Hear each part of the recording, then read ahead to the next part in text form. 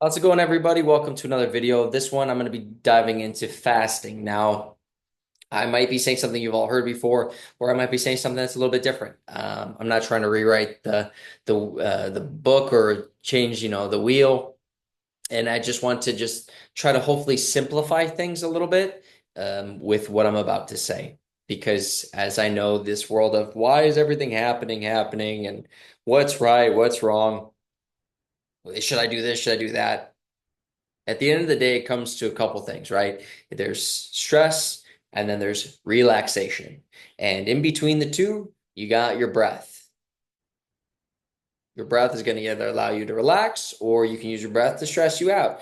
Things that can happen in the world around you can cause stress or they can cause you to relax. You can have a what appears to be a relaxing moment, but if in the world that's providing you something amazing, but your internal state can make it very stressful. And why I'm going and bringing this back into fasting is most people, not everybody, but a majority of people will say or do something along the lines of going, I just wish life was easier. I wish there wasn't as much stress. If I wasn't as stressed, things would be a lot easier. Things would be a lot better. This is then what leads on to the grass is always greener on the other side. People get themselves in a situation, in a position where they think over there or something else is going to make life easier, and then they find themselves going, nope, I'm in the same spot. We see it over and over and over again because we're trying to get away from discomfort, as I said, or stress. And what tends to happen and why fasting, in my opinion, is so powerful for people is yes, it's keeping you from, you're not eating, so your body's going through the ability to digest and do what it needs to do. It, many ways, is a spiritual journey for some people. Um, but at the end of the day, what it's allowing many of us to do is to go inward. And for many of us, it's a conscious decision to fast.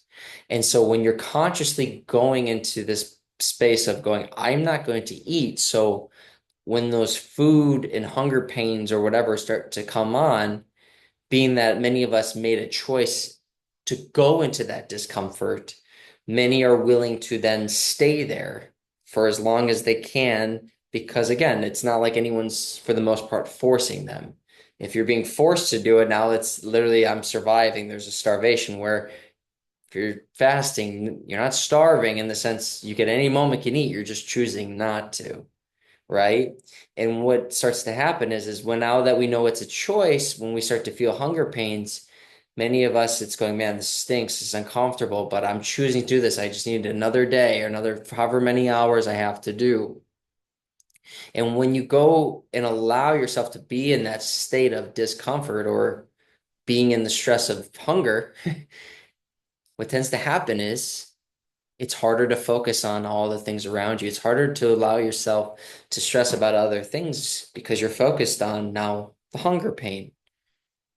And for many of you, not all, but many of us, it becomes a situation where when we go with that, it's talking ourselves through that hunger pain. It's going, you're going to be fine.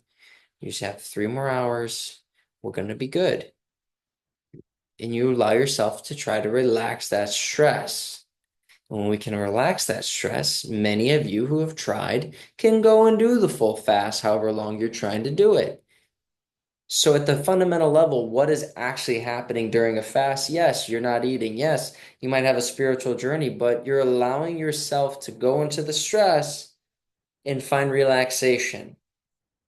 You're talking yourself down. You're breathing. You're allowing yourself to I need to just let myself relax because if you're not breathing, it's very hard to relax when you're holding your breath. So, consciously or unconsciously, many of you are breathing yourselves down from that stress, learning how to find relaxation or comfort in that stress and or discomfort. So, as we go through this and you decide, hey, you know what? I want to do a fast, really giving yourself that wherewithal to know, yes, I'm not eating all these things. But more than anything, I'm gonna get to go on this internal journey of allowing myself to know here comes the stress of hunger pain, here comes the lightheadedness, here comes whatever it is. And it's my job for self to breathe, bring myself down in that relaxation and start to build that toolbox, that skill within that toolbox to then go. I know how to manage that stress or that discomfort.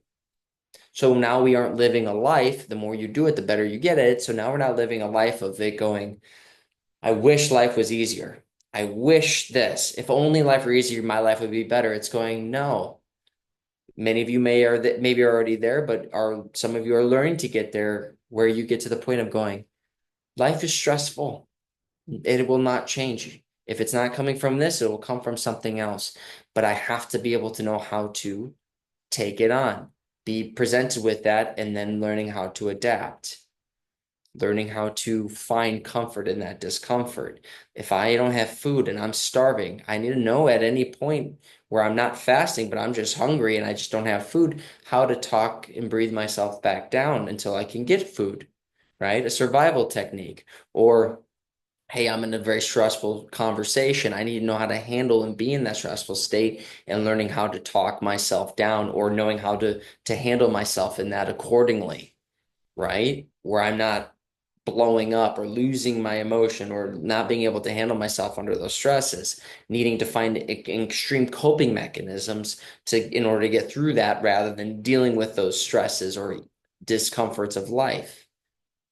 And this is what fasting can do is it's such in my opinion, is one of those kind of almost like the gateway, quote unquote, drug to dealing with bigger issues in people's lives is going, well, if I can just be uncomfortable with not eating for 15 hours or 12 hours, that's a start. And it is a start, right? It really is. So give yourself a chance to try fasting in the sense of going, hey, I'm going to be with this hunger pain for 12 hours. Or if I feel, usually in the morning around 8, I get hungry. I'm going to be with that discomfort, that hunger pain for an extra 2 hours and breathe through it and know I'm going to be okay. Letting the body know with the breath, I'm going to be okay. Fasting doesn't need to be a week long thing. It doesn't even need to be a 72 hour. People will say, hey, you need to do it for 72 hours. Sure, that could be very beneficial. But for some of you who've never done it, an extra hour might be more than enough. Or some of you, if it's really like I'm having a hunger pain, some of you need to eat immediately. You waiting an extra 10, 20, 30 minutes could be more than enough. It's starting that process of going, I'm just allowing myself to find comfort in the discomfort a little bit longer than I'm used to. So I hope this helps. Allow yourself to try fasting. Hopefully, this brings a different lens a little bit, or if there's something you already know, try to really dive deeper into this. Let yourself be with that a little bit more and see how you feel. See if it's opening other pathways in your day-to-day life that's allowing you to handle or see situations differently, handle them differently, and we'll go from there. So I hope this helps. More of this is over at newbiologyclinic.com. Hope to see you all there. And on that, have a wonderful weekend.